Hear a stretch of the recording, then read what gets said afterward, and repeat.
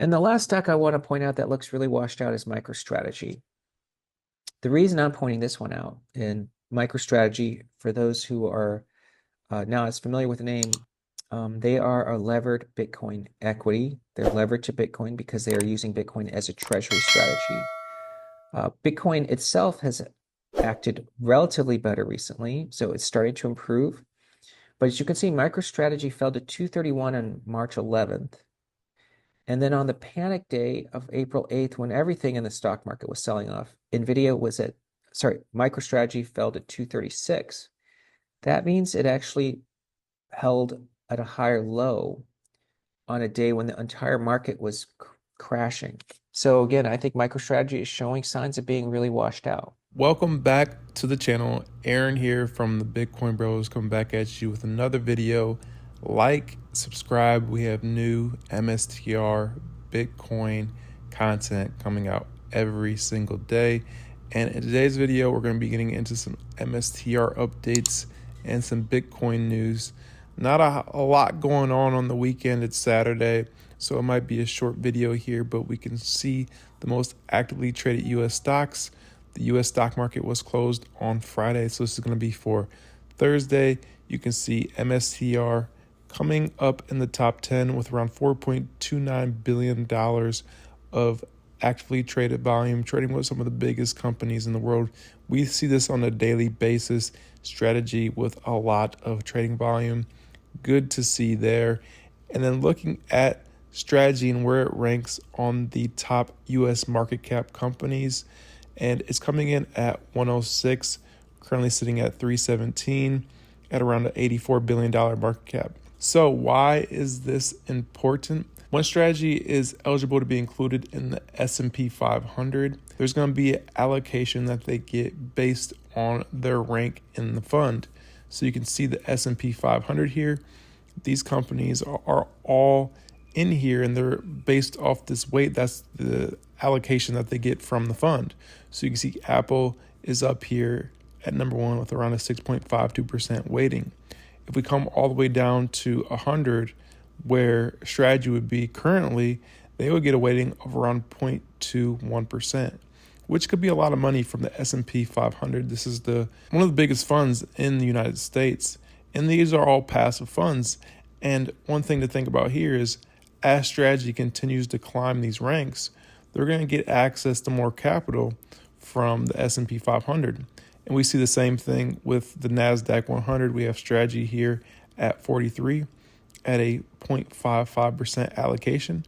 But if we see strategy continue to perform well to the upside and it starts to climb the ranks, and if it gets in the top 10, you can see it will balloon up to a 2 to 3% allocation. So that would be a lot more money going to strategy. And the difference between these companies up here, these companies are probably getting this passive money and they're paying employees, they're paying for expenses. But we know what strategy is going to do with all of this money that they get from all of these passive funds. They're going to put it directly to Bitcoin. Obviously, strategy has to pay employees as well, but they're not going to be as big as some of these other companies because their whole strategy is to use all this money that they generate to buy more Bitcoin. So this is something huge that we're watching out for over the next year. When strategy qualifies for the S&P 500, they'll get some type of allocation based on their ranking. Right now, they're at 106. That could change by the time they are eligible to be included in the S&P 500. They could be potentially top 50, and that would be a huge allocation that Saylor would use to buy Bitcoin. The key benchmark that they have to do at their next earnings call is they have to show profitability over the past 4 quarters. And the only way they can really do that is by the Bitcoin price going up. So eventually, as the Bitcoin price goes up, they'll show profitability and get included in the S&P 500. But let's go ahead and get into some Bitcoin updates here. We can see on 4/17, we had a Bitcoin ETF net inflow of $106 million. So we're starting to see a little bit of a change with the Bitcoin ETFs. Over the past month or so, we saw outflows. We're finally starting to see inflows again, which is good to see. And normally when we're seeing inflows to the ETFs, the price of Bitcoin goes up. And then to look at some corporate adoption here, BitDeer Official, Bitcoin miner, they increased their Bitcoin HODL to 12 12 Bitcoin. Good to see there, Bitcoin miner holding some of the Bitcoin that they mine. Then you have Core Scientific. They increased their Bitcoin hodl to 1,082. And then you have $10 trillion Charles Schwab to offer Bitcoin and crypto services. This is huge. Charles Schwab looking to get into the Bitcoin space. We're just seeing a lot of adoption right now for Bitcoin, especially a lot of corporations putting Bitcoin on the balance sheet. I think that trend will continue as the year goes on. And it's going to be really interesting to see like what companies like GameStop, what they decide to do, how much Bitcoin they're going to buy, how they're going to execute their strategy. That's something that we're watching out closely for. And we have this Bitcoin versus gold, 100-day lead. So if you look at this chart here, you have gold, which is this white line, and then you have Bitcoin, which is this orange line. When you see gold start to go up, you have this 100-day lead where Bitcoin tends to follow gold's movements pretty closely.